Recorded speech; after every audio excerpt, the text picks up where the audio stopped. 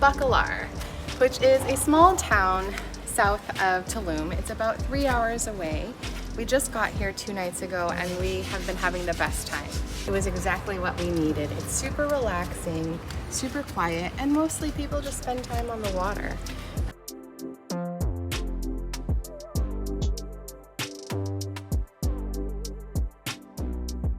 There's a lot less people and a lot less visitors than there were in Tulum, which is pretty awesome because you basically have a lagoon all to yourself. It's a sleepy, quiet town, and that's exactly why we love it, I think. We were just looking for something a little bit more quiet so we could just chill, walk around, grab some dinner, but go to bed at 8:30 if we really wanted to and not feel like we had to go out at night.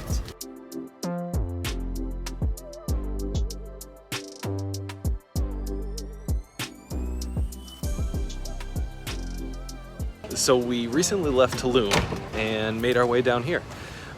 We wanted something a little quieter, a little sleepier, more relaxed. Yeah, we just wanted to take things a little bit slower. We'd been going so fast for so long with the van, and then getting to Tulum itself felt like we were just kind of like running from stuff. It's nice to come to a place that's a little bit quieter, a little bit slower paced.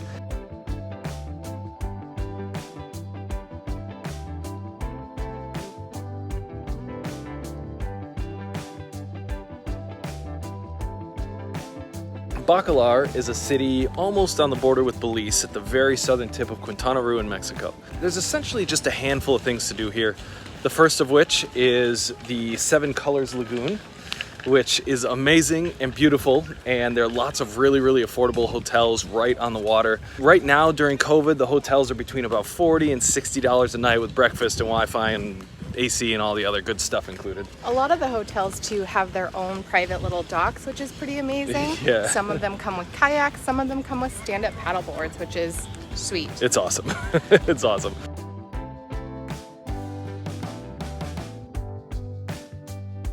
Most of the things to do in Bacalar are around this lagoon, so it'll be boat trips, snorkeling, kayaking, Lisa's favorite, yeah. kayaking, sailing, things like that.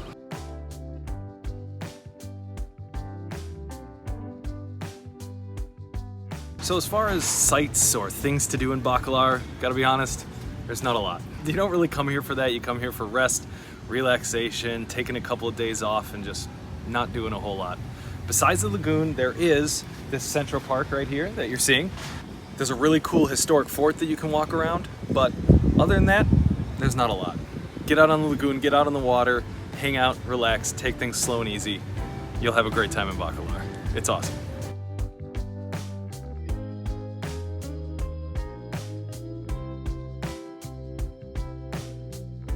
Getting to Bacalar was actually quite easy. So we got on the auto bus, which took off right from the center of Tulum, and then we just hopped on the bus for 3 hours. It cost $20 per person, really cheap, and it was a 3-hour bus ride in an air-conditioned, nice big bus. And the bus station in Bacalar is a little bit outside of where you would be. It's not quite near the lagoon, but only about a 5 or 10 minute taxi cab ride.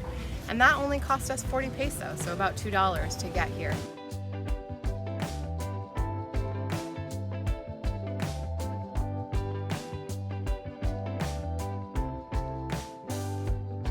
A couple things to know about Bacalar. It's pretty cheap. Much cheaper than Tulum, Cancun, any of those other places. Your average meal around here will be about 60 to 80 pesos per person. If you're looking for food in Bacalar, there's not too many options. They're all kind of spread out throughout the city. If you look up just restaurant on Google, it just kind of like smatters it all over Bacalar. There's not really one spot where you can go where there's a bunch of different restaurants. The closest thing to it is the downtown central area we were just at. And the place you want to go to there is called Mr. Taco. This place is always busy, day or night, doesn't matter. It's got good, authentic Mexican food. There's not a lot of street food options. There are a couple at night, but they're all like hamburger, hot dog sort of thing. I didn't come all the way to Mexico to eat American food, but I am about to order a hamburger.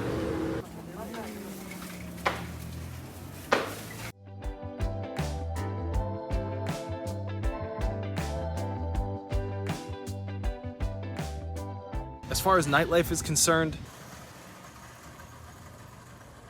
it's non-existent. The entire city shuts down at about 8:30 p.m. and everybody's just in their hotels or in a quiet restaurant just hanging out. Not a lot of bars going on, not a lot of drinking going on. It's just not that kind of place. Most people are here to get up early, get out on the lagoon before it gets too hot, do a bunch of outdoorsy stuff, take a nap in the middle of the day, go out for a dinner, and then call it a night. It's a really nice, simple, relaxed way of life. And I don't know, we've been feeling a lot better since we got here. This is just the break that we needed.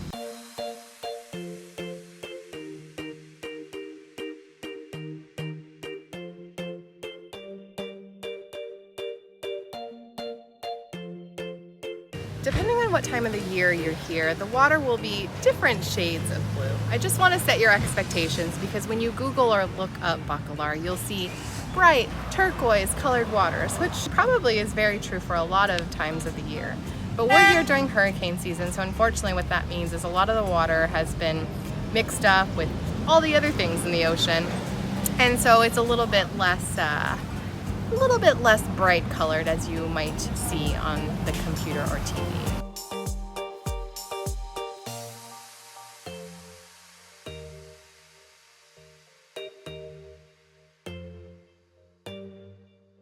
Now, one of the most awesome and unexpected parts of Bacalar has been all this great street art.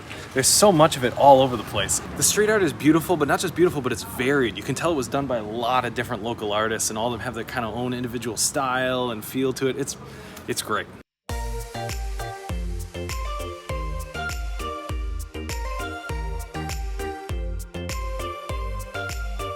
So our time in Bacalar has unfortunately come to an end. We had such a great time here, hanging out, relaxing, recharging our batteries, and I think that's exactly what this place is for. It's been a great stay here. I would definitely recommend this to anybody. If you need a place to relax, lay low for a couple days, couldn't recommend this place higher. Thanks so much for watching again. Stay tuned for the next one because we are going to Holbox, the island just north of Cancun. Very excited. See you soon. See you there.